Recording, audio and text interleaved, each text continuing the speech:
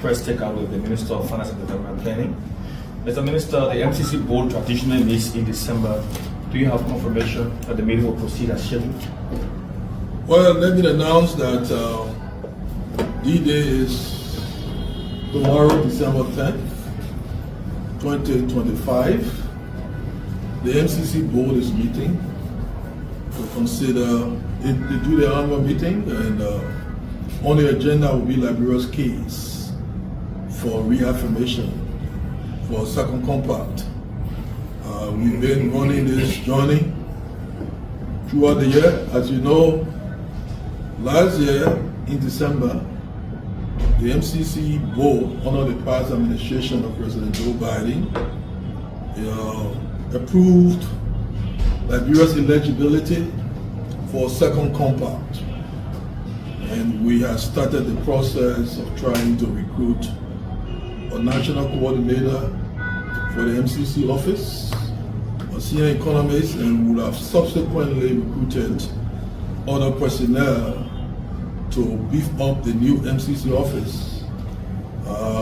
And then there was a transition in the US government with President Trump's election, and the activity of the MCC was essentially put on pause. It was not cancelled as the youth state assistance was. The MCC was put under the review of Secretary of State Rubio and the MCC board. So this process has been going on. The government has been engaging throughout the year. When President Buakai visited the U.S. upon the invitation of President Trump, we engaged heavily. We were deployed. I led the team to the MCC, met the management and others, and put strongly Liberia's case. And you saw that a delegation of the MCC came here in September. They were here for 2 weeks, led by Mrs. Kari Hon. They met sector leaders, and then when we went back to the U.S. on the sidelines of the Diaspora Conference, the president engaged, and we had a very good meeting with the MCC delegation. We have also been sharing data. We have an MCC office at the Ministry of Finance. They've been working under the supervision of Deputy Minister Hon, under my specific guidance. The team has been engaging. We had a very good meeting in October again on the sidelines of the IMF World Bank annual meetings at the MCC office. Joining me was Public Works Minister Roland Giddings and other members of the Liberian delegation to the annual meeting. And when we came from there, we felt fairly confident that we're on course. We've been feeding in the MCC. We've been feeding the MCC with information that it requested. All I can say, from all the engagements thus far from the government, that we are fairly on track. We wouldn't jump the gun. You know that Liberia passed the MCC scorecards that were released, I think, more than about a month ago now, almost. And that we passed 12 of the 22 indicators. We needed to pass at least 11. And among the indicators passed had to be what they call the hard hurdles, meaning fight against corruption and personal freedom. So you can pass all other indicators. If you fail those, they don't consider you to have passed. We passed those. And let me put things in context. Many countries, some of whom are in our region, did not pass. I don't want to name a shame, but Liberia passed. And I also say that many countries that were considered for second compact across the world have been dropped. More than 16 countries have been dropped by the new administration. We are still in the game. Our case for reaffirmation goes to the board tomorrow, and the president is very confident. We are very confident, but we gave the board the benefit of the doubt. Liberia has done its part, so after tomorrow we know what will happen.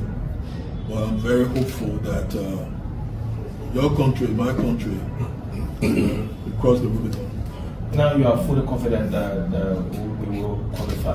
You think will be those specific areas that the compact will impact when Liberia is granted this opportunity? You know, when the compact team came here, and as part of the discussion concerning our priorities, we've identified as consistent with the compact that was developed, the first compact in 2015. There is something called the growth and constraints analysis.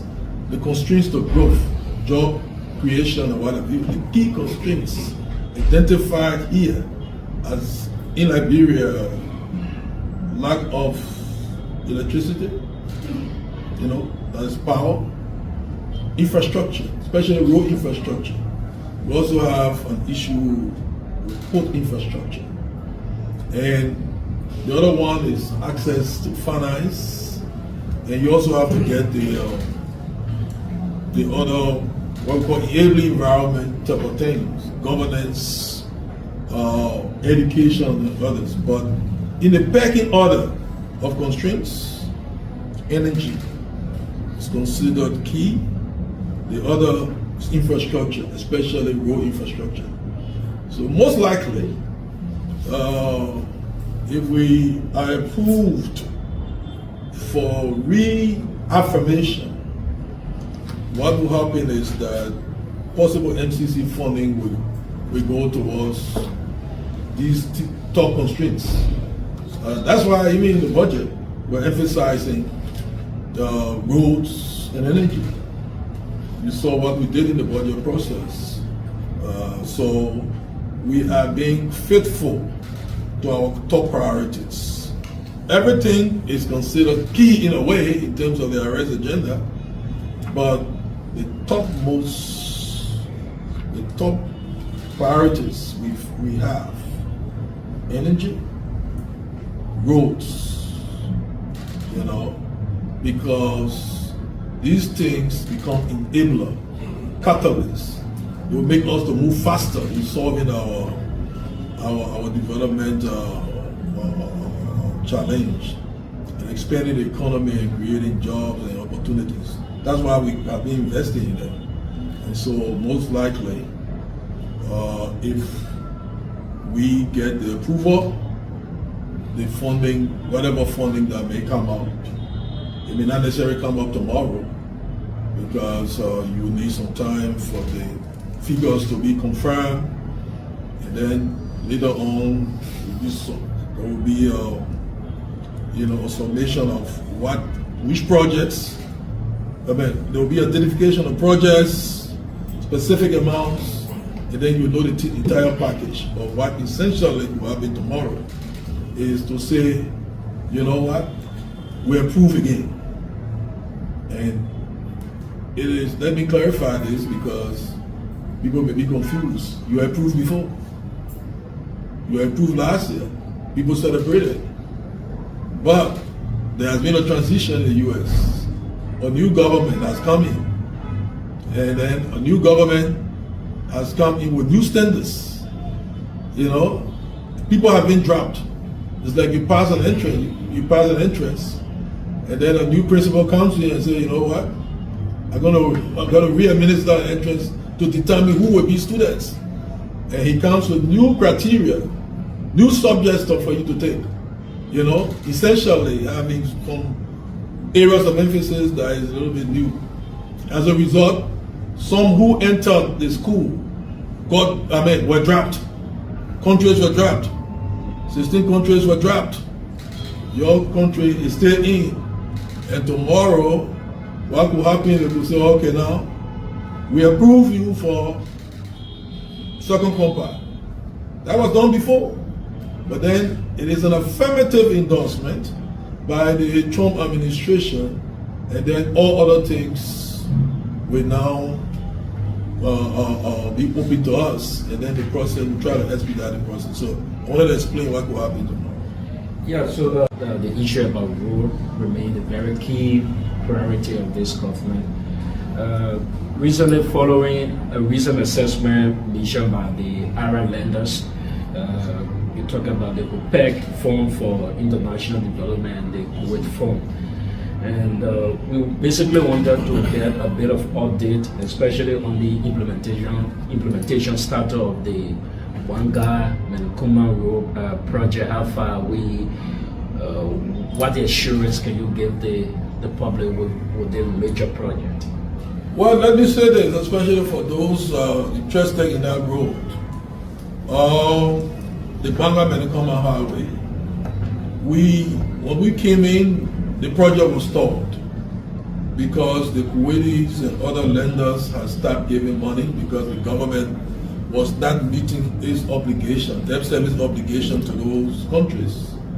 I led a delegation to Kuwait City in April, and we went to renegotiate, restructure the entire package. We had some debt to pay, we restructured it, and then we started to pay. We regained our credibility. We had a meeting with the Arab Consortium of lenders in Washington, D.C.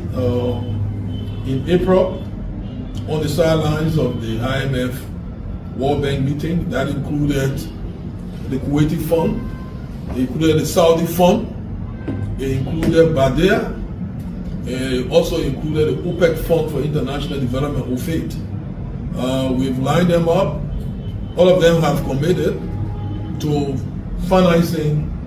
They have put forth additional financing for, the road from Salaye to Bonjama, especially the Salaye-Konya leg, which is 50 kilometers. We are now, work has restarted on the Banga-Salaye highway. We are just about, I think, with 90%, with about 10% towards Salaye now. But work has restarted. I saw some clippings on Facebook. The Superintendent Lufa and others were very excited that work has started. We expect that they will reach to Salaye, either in February or March. And then what we are mobilizing is for Konya, from Salaye to Konya. We don't want, actually, we are working to ensure that the work does not stop. So we have mobilized the financing. The Kuwaitis have committed additional financing for that road of about 12.8 million. The OFAID, which is the OPEC Fund for International Development, they feed our team here about 2 weeks ago, and they have good conversations with me and the Minister of Public Works and our teams. They have committed 30 million. Another group is Badea, one of the Arab funders. They've also committed 30 million. The Saudis have committed additional 10 million. But so we have essentially mobilized all the financing for the Salaye-Konya leg, and we're mobilizing more to ensure that we reach to Vonjama. All these lenders are prepared to give more money to continue the road from Konya to Vonjama.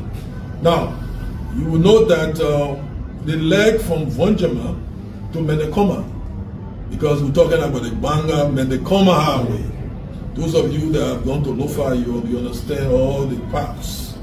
The leg from Vonjama to Menekoma has been captured under the Pavi-Fort agreement that we received information that has been passed now by the national legislature. So they would, I think they have started, the Pavi-Fort and others have started mobilizing so that it will start. You have work starting from Vonjaman to Menekoma or Monekoma to Vonjaman. There's a different leg as we are doing the other leg, so it's going to be happening simultaneously. As we speak, there is a delegation from the ECOWAS Bank for International Development. They are in fact, immediately after meeting you, I'm going to meet them. They have decided to assist the country with additional financing. Some of the financing could go for that road, but we are also looking at other road networks across the country, and we're also looking at financing for the John F. Kennedy Hospital. The details we will unveil. The eBay delegation is in town. I met them yesterday. We're going to have a concluding meeting immediately after they leave. So we're lining up, besides the government's budget, we're lining up financing for critical development projects. So I'm very happy that we are on course with the Banga Menekoma Highway, and we don't intend to stop. The EBID, that's the ECOWAS Bank for Investment and Development, they're visiting Monrovia currently. You care to tell us specifically what sectors will be benefiting from their visit? Well, there's two big sectors, mainly roads.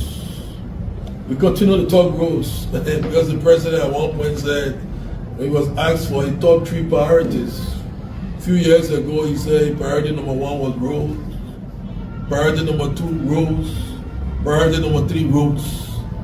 And I always repeat this thing that the Chinese say, that the road to development begins with the development of roads. So the government is putting more money in roads. We're mobilizing more money for roads because we want to sprint with development. Look, the transformative impact of roads. You know now that our people are leaving from Harper and coming to Monrovia within a day's time. I was very, very impressed when we invited the chairman of the House Ways, Means and Finance Committee, P. Mike Jury, to a program that we had at the Golden Key Hotel. And he got the invitation on a Sunday afternoon for a Monday morning program. And by Monday morning, before 10 o'clock, he attended the program. Before, that wouldn't have happened. And now, one of the things that is happening here, inflation in Liberia has dropped below 5%. When we started this fiscal year, it was above 10%, hovering and knocking on the doors of even 12 to 13%. But it's below. And one of the reasons is the domestic food inflation has dropped because our producers, our farmers, are taking their products and bringing them to town. And so the basket of goods, in urban areas are not skewed too much to imported goods. And so it has helped to stabilize prices, it is empowering farmers, but that's a transformative impact of roads. The more you do for roads, you have done something for agriculture, you have done something for education, you have done something for health, you've done something for trade, you've done something for employment. I could go on and on and on and on. So we are prioritizing our priorities. So the EBIT money, most likely, we are focusing on roads and then health. I told you about possible support, additional support to JFK. That's why when we're talking, in the budget process, sometimes people see allocation, they say, oh, why this, why that? We are responsible for development finance. And development finance is mobilized not only through domestically generated resources, we have a whole partnership with multilaterals and sometimes bilaterals. And when we know that we mobilize this for an entity, sometimes in the budget, we don't emphasize the same funding. So we know the eclectic situation. And so from my vantage point, we are trying to crowd in development finance for roads and energy, because the sooner we do these things, the sooner the economy expands, and then some of the knock-on dividends will start to fall very hugely. So that's what we're doing. It tracks GFK as you mentioned. A lot of persons out there monitoring you will be interested in what specifically about GFK. Well, I wouldn't want to give details now, but we want to put more money. We have upped the government's budget. We have upped the contribution to GFK, but we tend to do more. We're mobilizing external financing for health, and there's also some other external financing that is coming for health. I wouldn't want to get in details from one of our big bilateral partners, but I wouldn't announce that. So we're not resting. We are knocking on doors. We are impressing our partners.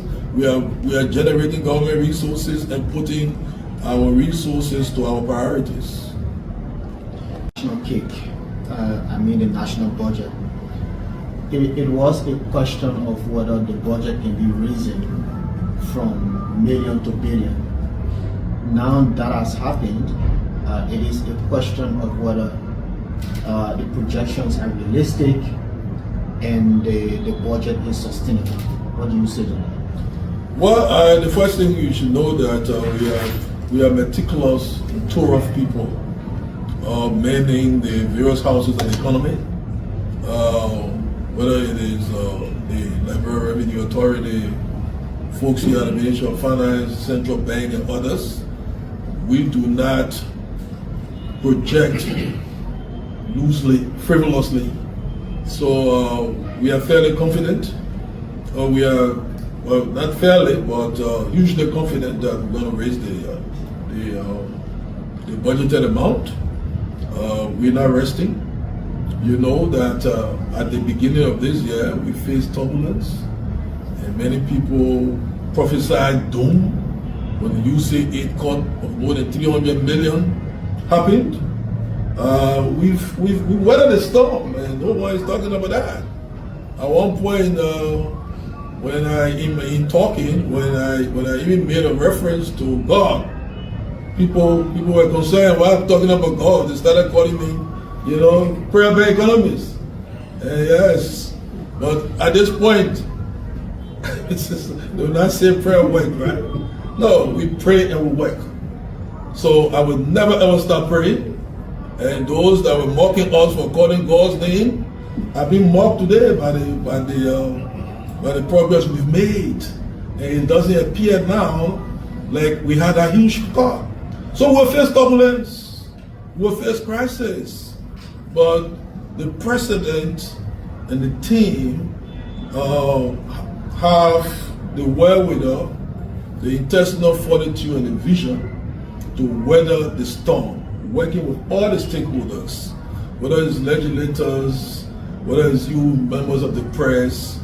So we have started, we're applying the best efforts to mobilize the resources for next year, and I'm hugely confident that the projection will be actualized and will be even scaled over the target. So I'm not worried about that. Okay, the issue of the budget and the developmental challenges that we have. You said where you have a clear idea of the enormity of the challenges. Do you think, and the concern from many people, do you think this budget, talking about distribution of resources, do you think that this budget can actually solve some of the problems that we have? Those that know 101 economics deals with scarcity. Scarcity is at the core of many things. Yes, everybody, there was a lot of buzz around a $1.2 billion budget. A lot of people don't know that the requests that were received from ministries, agencies, and spending entities for what they want to do for next year, more than $2 billion. So, whereas it appears that the budget was high, but based on the ambitions of ministries and agencies, we couldn't service it. So that's why when you talk with someone, many of them will say, "Oh, we wanted to do this, but our budget." Everybody's crying, right? Yeah, imagine. So even if we take the budget to 1.5, you have entities not being satisfied. But I love that ambition because they want to do more. The fact that Ministry X wants maybe 100 million, and then we give them maybe 65 million, they want to do more. And everyone needs to be ambitious, because lack of ambition in terms of development is mediocrity. That's not what we are here for. So we will try as a Ministry of Finance and Development Planning, working with the LRA, to unlock the economy. So these things we are doing here, putting money in energy, people will say, why? Why are you putting money in energy? Because if we want to expand the economy, if we want to create jobs, we must put more money in energy, we must put more money in roads and other sectors, but energy is key. Vastly. For business people, okay, we usually say the private sector is the what? Is the engine of growth, right? That's a cliche. But I have another one. Energy, power supply is the engine of the private sector. If the private sector cannot be energized, meaning if they do not have access to energy or affordable energy, the amount of money they pay for generators and fuel sucks into their profit. So what is happening now, we through the Liberia Energy Compact, we have an energy compact that gives us a clear vision as to where we want to take the country, reducing or improving energy access from 33% to 75% or more in 5 years, and reducing the costs. So reduced costs and expanded access will impact the private sector hugely. And once the private sector is not spending hugely on energy, what do? Because that expense is eating into profit. When business people get profitable, what they start to think about? Expansion. They start thinking about Kevin Demi and Sons, Monrovia branch, Ganta branch, Banga branch. And once he is doing branch 1, branch 2, branch 3, what is he doing? He's going to employ. And that's how the employment dynamic moves. So all these things, people talk, I like the new debate about bread and butter. Bread and butter, when we are putting money in these things, we're addressing the bread and butter issue structurally. So these are structural ways to address the bread and butter issue. You see what happens with roads. Just the intervention we've done with roads, making the roads possible from here to Vonjaman, from here to Harper. You can get an NTA bus moving from here to Harper. It reduced the cost of transportation. Now, the amount saved by people in those buses, they can now use that money to buy more bread and butter. So when you're doing things, you don't have to physically buy bread and butter and maybe add some cheese on it before people know you're addressing it. So all these things we are doing, they are all interlocking, coming together, converging to solve the bread and butter issue.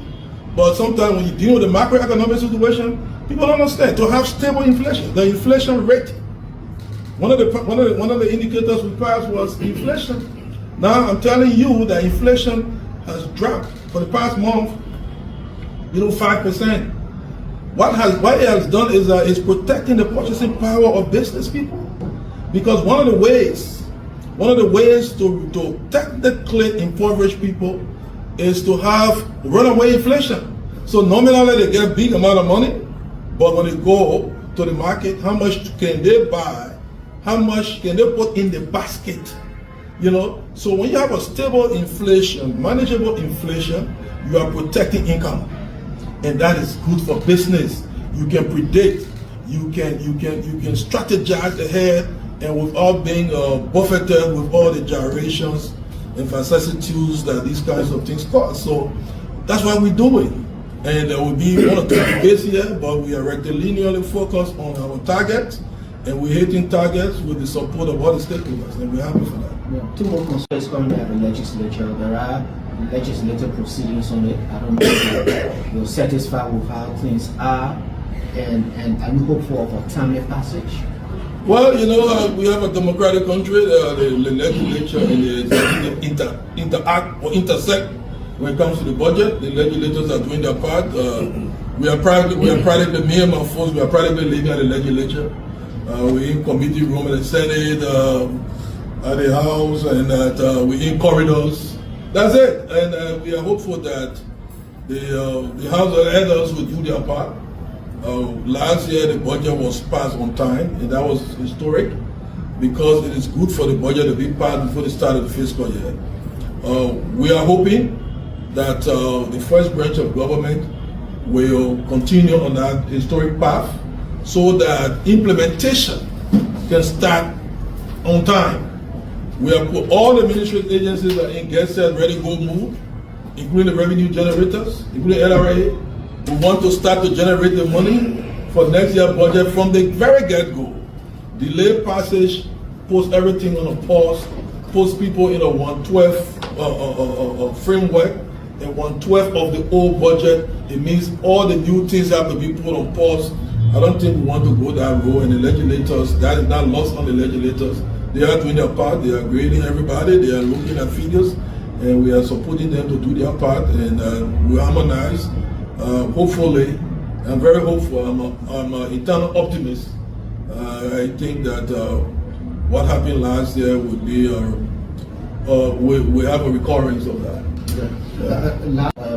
Few cabinet ministers met in Development Council, and I have with me a cabinet communique, and there was this national employment acceleration strategy developed. But to strengthen evidence-based decision making, the cabinet agreed to formalize national data collection systems that key institutions should collaborate to conduct regular surveys to ensure accurate labor statistics. And the Ministry of Finance is one of those ministries heading that. Have that process started? It's on the way. It's on the way. The Liberia Institute of Statistics, Geoinformation Services, working with the Ministry of Labor. The Labor Ministry has a department for labor statistics. They are working together. We're improving their capacity, even with training. The Ministry of Finance is collaborating with all of them so that we have structured information. Some of these things will come out through surveys. Legends would bring out some information by next year, the labor force survey, but the Ministry of Labor is in its own, challenge circumstance has been gathering some data. So, but their capacity is going to be enhanced so that, on a regular basis, labor statistics can be put out. So that's why the cabinet discussed, and a lot of initiatives are ongoing, and we continue to ensure that we continue on this path of addressing the core issue of jobs for the populace. And if Honorable Minister, something with no, all I want to say is that, I'm upbeat about the new year. I was talking with a DG not too long ago, and one of the things that is clear is that we haven't solved all the problems of the state. We haven't solved all the problems of the state. But all the problems of the state could not be solved with a snap of the finger.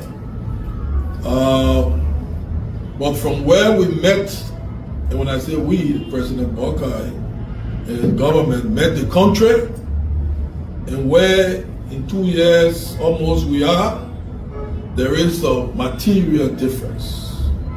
We are not where we want to be, but we are not where we met it. There's been progress. And sometimes when people are analyzing progress, they make a mistake. Some of the indicators were not met at zero. The last time when we were here, some of you were here, your colleague Julian and I had a very healthy exchange, and I was talking about the analogy of trying to rescue a baby who had fallen in a 20-foot hole. And then your task is to bring the person to shore. And everybody is watching. Now, Rescuer Kevin Demi is working tooth and nail. He takes the baby, and he has come up, bringing the baby up, and now he has gone up 15 feet, but he has only 5 more feet to reach the ground. Now, how do we analyze the work of rescuer Kevin Demi? 2 groups will analyze your work. One group will say they haven't seen the baby on the ground and you have done nothing. But another will put it in context. This baby was 20 feet below the ground. Kevin, through sweat and hard work, has taken